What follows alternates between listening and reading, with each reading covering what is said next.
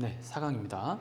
대출 용어의 이해를 강의하기에 앞서서 자세한 것들이 나옵니다. 여러분이 제일 중요하게 생각해야 되는 게 이 네 가지 지표예요. 우리는 지금 이 시대에 살고 있습니다. 그러면 이제 이거를 여러분은 기사를 찾아보든 챗GPT에 넣어보든 네이버에 검색을 해보든 블로그 검색을 하든 여기가 해당하고 있는 정확한 영어 단어하고 왜 요약어가 이렇게 됐는지 그리고 이게 도대체 뭘 의미하는지를 찾아보시면 좋습니다. 알겠죠? 저는 이렇게 간략하게만 설명을 드릴게요. LTV는 그냥 기본적으로 깔고 가는 거예요.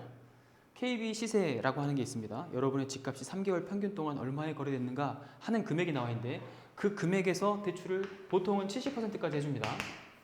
이걸 LTV 70 이렇게 불러요.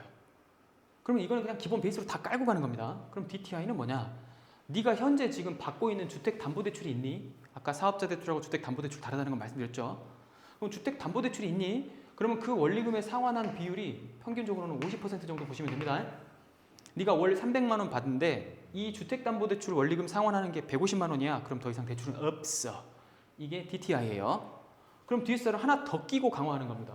신용대출이건 어떤 중소기업 기금대출이건 이런 거 다 포함을 하는데 아직까지는 사업자 대출에 해당되는 항목들은 포함되지 않고 있어요. 이걸 포함시키려고 했던 시도도 있었습니다. 근데 아직은 아니에요. 그러니까 우리 입장에서는 뭐냐면 주택담보대출 플러스 신용대출하고 카드론 요거까지 다 포함한 원리금 상환이 50% 정도 돼야 돼. 이게 DSR로 생각하시면 됩니다. 그러니까 지금 신용대출도 없고 카드론도 없는 사람들은 별로 큰 문제가 없죠. DSR이나 DTI나 다를 게 뭡니까?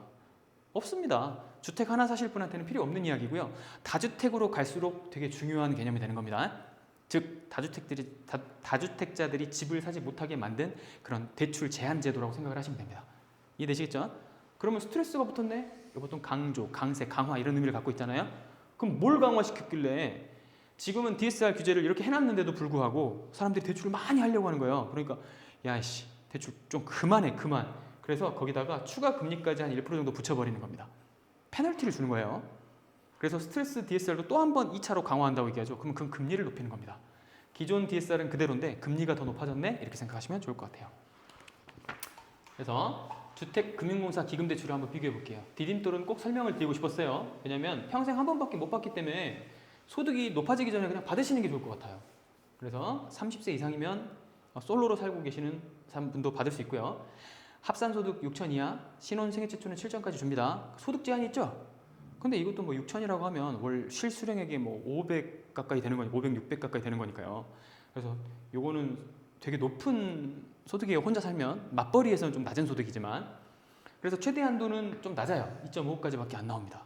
그러니까 여러분이 살 수 있는 주택은 보통 LTV 70 적용해주고 80 적용해준다고 해도 3억대에서 4억대 아파트를 여러분이 사실 때 쓰는 DSR 대출 제도이길 거기 때문에 뭐 서울권에 들어온다거나 그런 게 아니고 경기도권에서 좀 이렇게 신혼생활 시작하는 그런 분들한테 되게 유리한 그런 대출 제도입니다. 꼭 한번 활용해 줬으면 좋겠어요.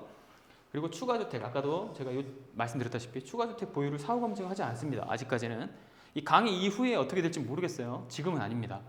그러니까 이 대출을 받고 집을 받았어도 2주택, 3주택을 늘려갈 때 자기의 DSR이 남아있으면 다른 대출은 가능한 거예요. 이해되시죠? 보금자리론은요. 보금자리론은 아까 거랑 똑같은데 뭐가 달라졌나요? 액수가 달라요. 40년 상환도 있고요. 이건 추가된 겁니다. 신혼부부 7년 이내의 소득은 1억 이하여야 되고 최대 한도는 5억까지 받을 수 있네요. 그리고 아파트의 가격도 9억 이하여야 돼요. 그러니까 아까 거랑은 굉장히 다르죠? 그러니까 대출이 5억까지 나올 수 있는 상품이라고 생각을 하시면 됩니다. 소득은 1억이 넘어도 돼요. 사실은 1억 이하라고 나와 있는데 여기에 대해서도 여러 가지 좀 그런 좀 보완 사항들이 좀 많이 들어가 있는 대출이라고 생각하시면 됩니다. 다만 대출을 많이 해주다 보니까 기금에서 3년마다 주택수가 몇 개인지를 검증을 합니다.